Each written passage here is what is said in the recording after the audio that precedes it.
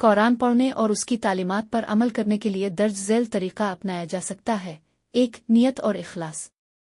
सबसे पहले नियत करें कि कुरान को अल्लाह की रज़ा के लिए पढ़ना और इस पर अमल करना है, न कि सिर्फ मालूमात के लिए या दूसरों को दुखाने के लिए।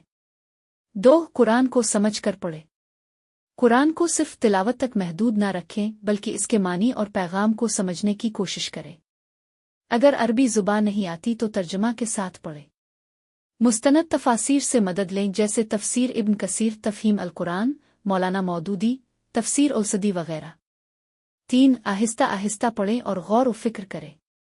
जल्दबाजी में न पढ़ें, बल्कि हर आयत पर गौर करें। जहाँ कुरान गौर व फिक्र की दावत देता है, वहाँ रुक कर सोचें कि यह हुक्म मेरी जिंदगी पर कैसे लागू होता है। 4. अमल के लिए हिकमत अमली बनाएं।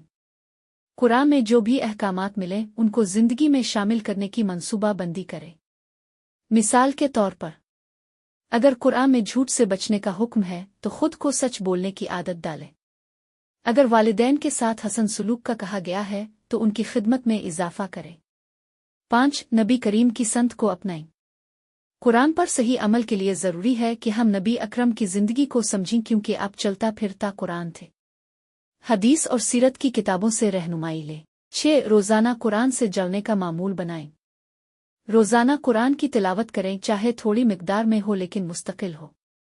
हर रोज़ एक आयत या कुछ आयात को समझने और उस पर अमल करने की कोशिश करें। 7. दुआएं मांगें। अल्लाह से दुआ करें कि वो हमें कुरान को समझने और उस पर अमल करने की तौफीक दे।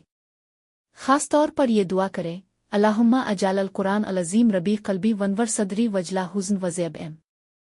ए अल्लाह, कुरान को मेरे दिल की बहार, मेरे सीने का नूर, मेरे गम का मुदावा और मेरी परेशानी का हल बना दे।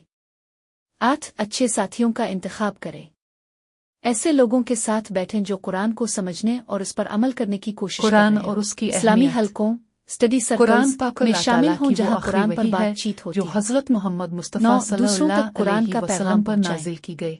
कुरान की ये सीखी हुई तमाम बातों को अपने इंसानियत के घर लिए वालों, हिदायत का दोस्तों और सरचश्मा मुआशरे है में फैलाएं। और इस्लामी अकायद, बेहतरीन इबादत, तबलीग आपका अपना अमल है, अखलाकियात इसलिए और पहले खुद जिंदगी अमल के करें, तमाम फिर पहलुओं दूसरों के को लिए दावत दें। रहनुमाई फराहम करता है। 10. कुरान को जिंदगी कुरान का सिर्फ दस्तूर एक बनाएं। मजहबी किताब ही नहीं, कुरान बल्कि को एक सिर्फ मुकम्मल इबादत ज़ाबित रमजान हयात तक है महदूद न जो करें, हर बल्कि दूर इसके और हर मुताबिक अपनी ज़माने के लिए जिंदगी के हर काबिल पहलू अमल को है। ढालें।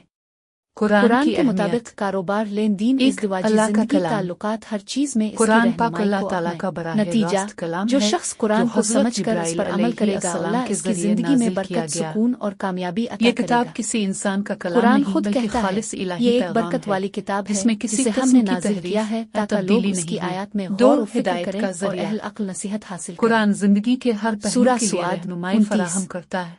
अगर आप मजीद सूरा तफसीलात अल-बकरा चाहते में हैं अल्लाह या ताला किसी खास फरमाते पहलू हैं, पर ये रहनुमाई किताब दरकार है तो कुरान बताएं। है जिसमें कोई शक नहीं, परहेजगारों के लिए हिदायत है। अल-बकरा 2:3। रहमत और शिफा। कुरान रूहानी, इखलाकी और जिस्मानी बीमारियों के लिए शिफा है। अल्लाह ताला फरमाते हैं, और हम कुरान में वो चीज़ नाजिल कर रहे हैं जो ईमान वालों के लिए